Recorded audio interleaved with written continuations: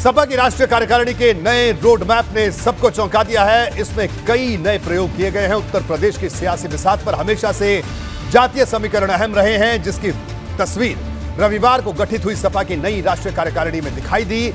अगर अगड़ी जातियों को छोड़ दे तो हर जाति और बिरादरी का प्रतिनिधित्व करने वाले नेताओं को राष्ट्रीय कार्यकारिणी में जगह दी गई है।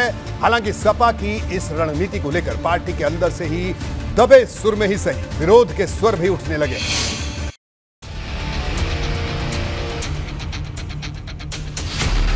रविवार को जारी हुई समाजवादी पार्टी की नई राष्ट्रीय कार्यकारिणी में शामिल नेताओं की इस लिस्ट पर नजर डालिए और समझिए कि भावी राजनीति में समाजवाद की रणनीति क्या होने वाली है। अगर समाजवादी पार्टी की राष्ट्रीय कार्यकारिणी को जाति के नजरिए से समझें तो तस्वीर कुछ ऐसी बनेगी। कार्यकारिणी में शामिल 64 चेहरों में 10 यादव हैं, 9 मुस्लिम, 5 कुर्मी, 4 ब्राह्मण, 7 दलित और 16 नेता अति पिछड़ी जातियों से हैं। मतलब साफ है कि 2024 से पहले सपा यादव और मुस्लिम मतदाताओं के साथ अति पिछड़े समाज और दलित मतदाताओं को भी साथ लाने की कोशिश में है।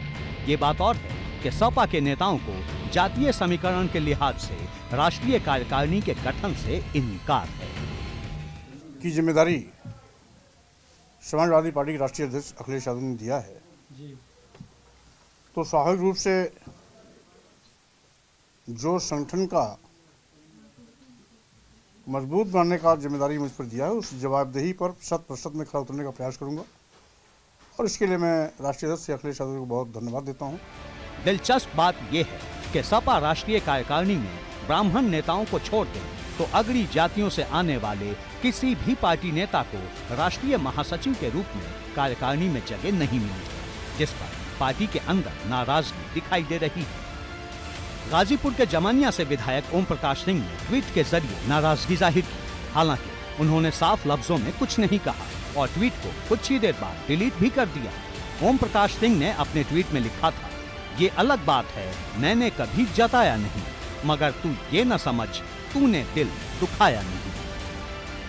ओम प्रकाश सिंह के इस ट्वीट के अलग अलग मायने निकाले जा रहे हैं। कहा जा रहा है कि राष्ट्रीय कार्यकारिणी की लिस्ट जारी होने के बाद सपा में देर रात तक मंथन जारी रहा, जिसके बाद राष्ट्रीय महासचिव के रूप में अन्नू टंडन और सलीम शेरवानी का नाम लिस्ट में जोड़ दिया गया, जिससे राष्ट्रीय कार्यकारिणी के सदस्यों की संख्या बढ़कर 64 हो गई। लेकिन अगड़ी जातियों को प्रतिनिधित्व फिर भी नहीं मिला और सवाल उसी पर है। सबसे बड़ा सवाल बसपा से आए नेताओं को तवज्जो मिलने को लेकर भी है।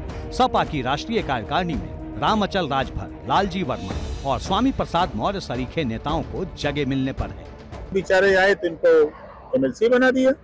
फिर उसके बाद इन्होंने जब देखा कि अब कुछ मिलने वाला नहीं है तो फिर इन्होंने कहा संगठन में चला जाए, तो उसके लिए फिर इन्होंने अपना चौपाई शुरू कर दिया।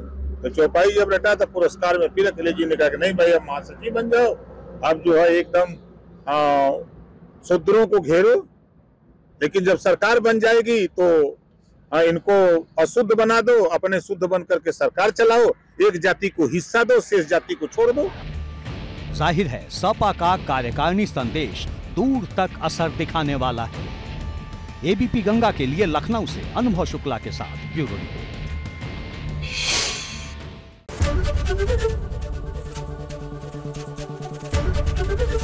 एबीपी गंगा, खबर आपकी, जुबान आपकी।